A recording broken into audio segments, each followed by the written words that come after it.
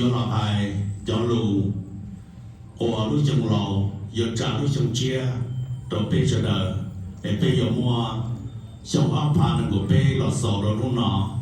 bây giờ trả lúc trong chia áo phản của bao bố rồi bây hai nâng tiền tê giờ đời nho yo chỉ làm việc hộ tốt tổng tê để cô yo là hai cho lùn đời làm cha tôi quay cho lùn đời ta là gì bây một chuyện cho luôn đời nọ sao cái phải cái chỉ trong bắt trên ok.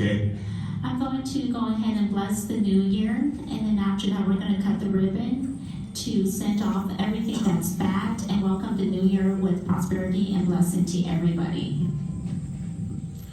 Okay, tao đã làm mù, cú sa thà hỗ trợ,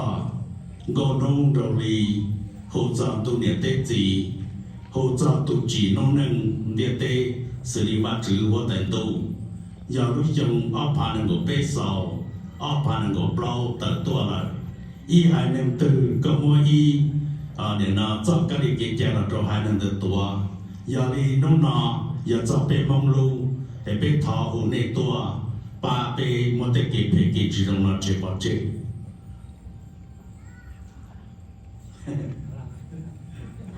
That is very difficult for me to translate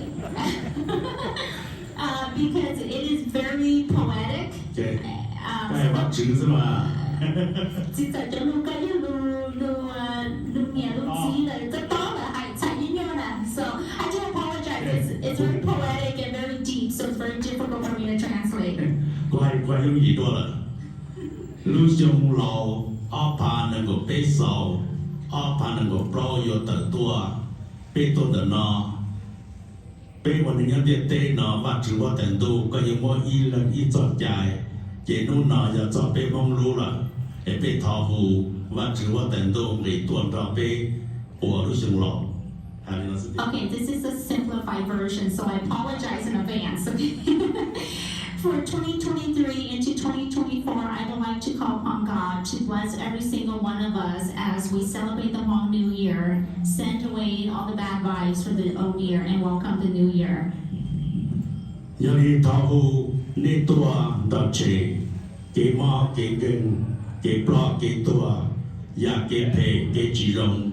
và bê hai nâng tiết tê bê chỉ xa yua bê chỉ xa tàu thọ có đun tu đại á tôi muốn cho nó của đợt bê hai nâng nhâm tiết tê chỉ hai mong cho chúa sân nâng cho một bó chế trâu nuôi trong thị cờ còn rau chùa trong đợt đê mồ còn chế chỉ nó một chỉ bỏ.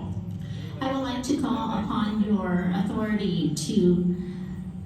chase away all of the bad omens, all sicknesses, illnesses, all viruses, and bless everybody with health as we welcome the new year and chase away all of the bad omens into the deep holes that we don't ever want to have upon any one of us. Giờ thầu nên tôi là bên chế tế cái phê cái chỉ rong cái mò cái gân cái bó cái tua cái vô cái nhà tế cái vi cái sự nào một ta đó đối trong lầu là thọ tờ đối trong chia tờ tua nên tua ra phòng công phòng mong và lúc cổ trồng có bên cho nên cho tù hai người nhân địa tế có bên cho đàn chi cho cái nào cá nhau rồng cứ nhà tư còn tàu nhà tờ và đã chỉ có do đã chỉ. After everything bad has been chased away, I would like for you to bless every single one of us, regardless of race, culture, last names, for all of us to be blessed with everything we want to accomplish all of our goals, all of our dreams.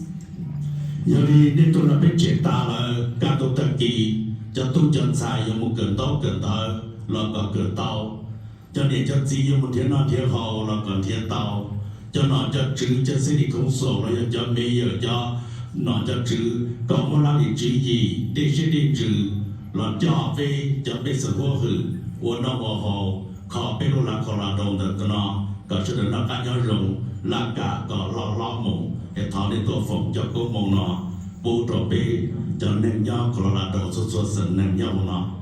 And afterwards, to also bless all of the youth who pursues an higher education to accomplish their educational goals, and to bless all of our leaders, city councils, members,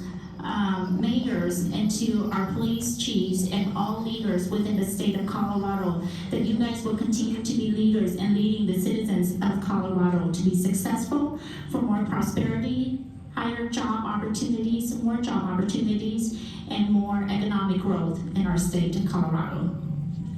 Ok, giờ đi chơi ba này là cũngยังหาเอาเป็นอะไรเป็นเสียนะgiờ đi từ nó thao hồ trợ luôn tu thiên đại à hồ trợ có luôn đầu lý và chữว่าแต่tu niệm điตัวเขาtừ nó niệmตัวเราไม่เจ็บเก็บมองเก็บเก็บปลอกเก็บตัวเก็บใช้เก็บผี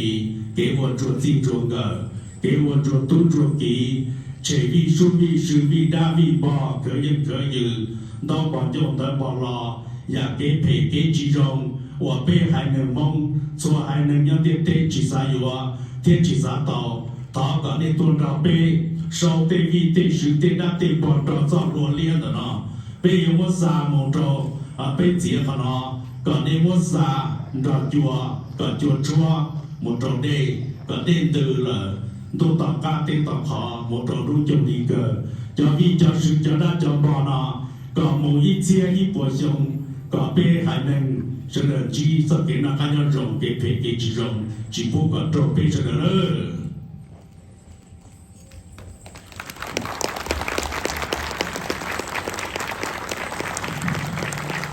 Thank you. ok từ phê từ phê cho